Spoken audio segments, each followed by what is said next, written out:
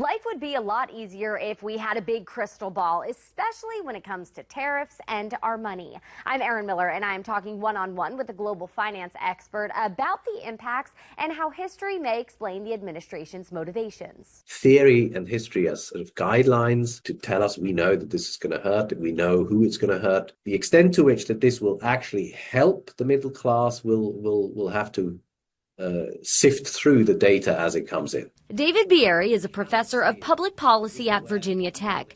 We talked about the start of 10% tariffs on virtually all goods being shipped to the U.S. and more reciprocal tariffs coming Wednesday. It's mostly in one of the key words that the president kept using, and that's reciprocal. You do it to us, we do it to you, and some more in some instances. The reciprocal tariffs target countries that sell more goods to the U.S. than they buy from it. For example, Australian imports will face a 10% tariff, while China will face a 34%. How soon do you think we're going to start to feel these impacts?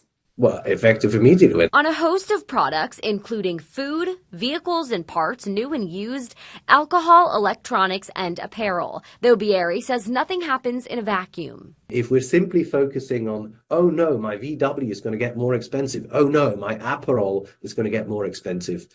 I'm screwed.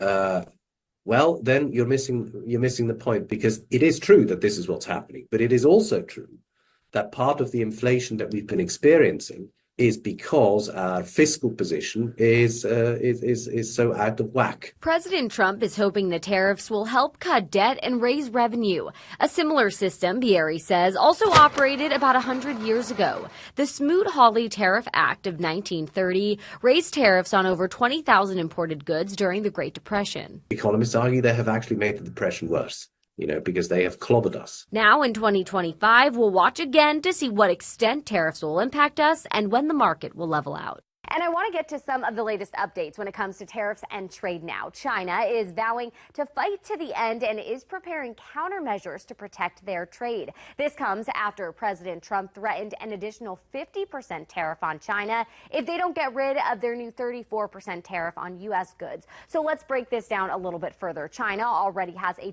20% tariff that started last month, the reciprocal 34% tariff that starts tomorrow. And then if the president goes through with this additional 50%, that could mean goods from China will face a 104% tariff. Of course, I will be watching. I'm Erin Miller, WTKR News 3.